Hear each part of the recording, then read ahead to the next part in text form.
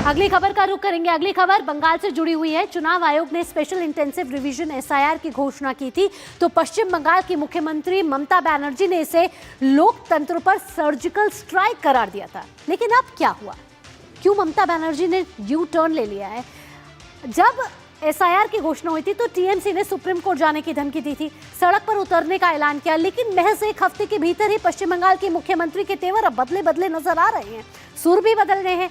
ममता ने अचानक गियर बदला है। गियर बदलते ही ममता ने कहा है कि टीएमसी कार्यकर्ताओं को बीएलओ के साथ जाना चाहिए, इस प्रक्रिया की निगरानी की जाए कि कहीं किसी वोटर का नाम डिलीट तो नहीं किया जा रहा। और यही रुख था पहले कि बीएलओ के साथ उनको जाने का कोई मापदंड नहीं था। यहाँ बड़ा सवाल यह है कि ममता को क्या राष्ट्रपति शासन का डर तो नहीं सता रहा? अगले साल यहाँ विधानसभा चुनाव होने हैं और सुप्रीम कोर्ट की सख्ती भी क्या ममता को सता रही है? ये ग्राफिक्स के जरिए आपको बताते हैं कि एसआईआर पे क्यों ममता बनर्जी ने यहाँ यू टर्न लिया है। और पश्चिम बंगाल में इस समय निर्वाचन आयोग एक्टिव है।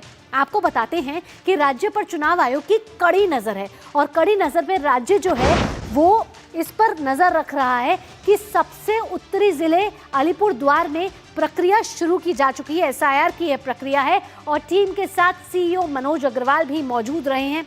साथ ही आपको बताते हैं कि जिला स्तरीय अधिकारियों के साथ ये बैठक हुई है, कुछ बीएलओ से मुलाकात भी करेगी टीम और साथ ही आयोग की जो टीम है उत्तरी जिलों की समीक्षा करेगी। अगली ग्राफिक्स का रुख करेंगे कि एसआईआर पर क्यों इस समय निर्वाचन आयोग कहें और पश्चिम बंगाल की सरकार कहें आर पार नजर आ रही है।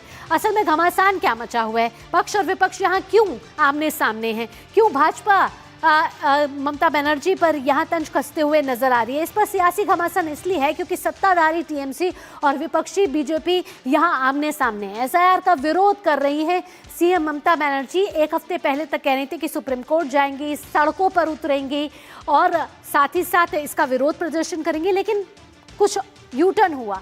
ममता बनर्जी को कुछ बताया गया कि क्या हो सकता है ऐसा कि आपके खिलाफ कोई रणनीति हो जाए, तो ममता ने यू टर्न ले लिया। अब इस दिलचस्प यू टर्न के पीछे आखिरकार स्ट्रैटेजी क्या है? ममता के कालीघाट स्थित आवास पहुंचे बीएलओ और बूथ लेवल अधिकारी ने सौंपा उन्हें एन्यूमरेशन फॉर्म और निर्धारित बूथ के तहत औपचारिक रूप से सौंपा गया है ये फॉर्म। तो हमने देखा, ये ग्राफिक्स के जरिए भी साफ पता चल रहा है कि ममता बनर्जी के रुख अलग है, सुर में नरमियत नजर आ रही है। वे चाह रही हैं अब कि एसआईआर की प्रक्रिया तो हो, लेकिन बीएलओ के साथ उनके जो नेता हैं वो भी कहीं ना कहीं मौजूद रहें। यहाँ हमारे साथ प्रसन्नजीत जुड़ गए हैं, प्रसन्नजीत को जोड़ेंगे और उनसे पूछेंगे कि आखिरकार ममता के सुर इतने बदले क्यों नजर आ रहे हैं? एक हफ्ते पहले तक तो ममता बनर्जी इसको लोकतंत्र की सर्जिकल स्ट्राइक कह रही थी प्रसन्नजीत, और अब एसआईआर की प्रक्रिया के प्रति वो नर्म नजर आ रही हैं। ऐसा रुख कैसे बदलाव आ गया? देखिए, पूरे बंगाल की बात अगर करें तो एक तरफ पूरे तृणमूल कांग्रेस, बाकी जो भाजपा तो है ही, कांग्रेस, वाम मोर्चे, ये सारे लोग एसआईआर की काम में लगे हुए हैं।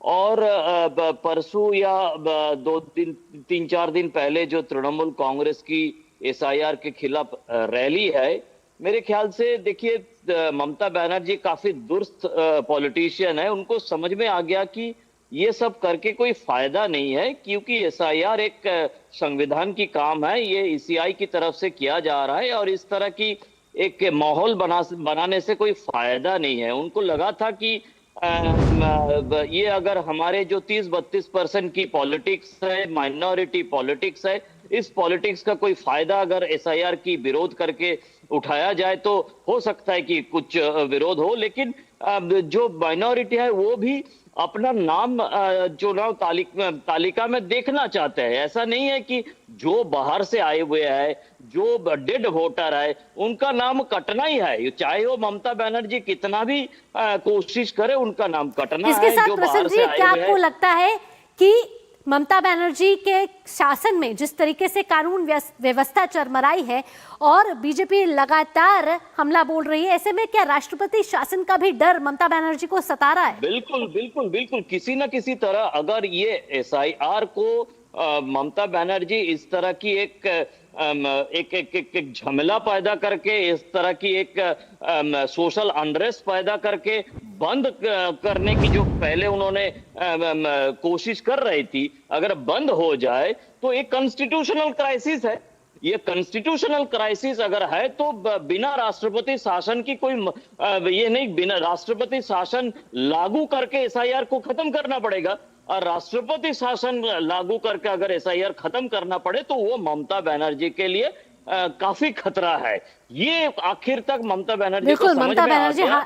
फिर ऐसा ही हुआ कि एसआईआर का जो डर उनको सता रहा था, अब उनको नरमी बरतनी पड़ी क्योंकि उनके पास अब कोई और विकल्प बचा नहीं है। प्रसन्नजीत, तमाम जानकारियों के साथ आपका बहुत बहुत धन्यवाद।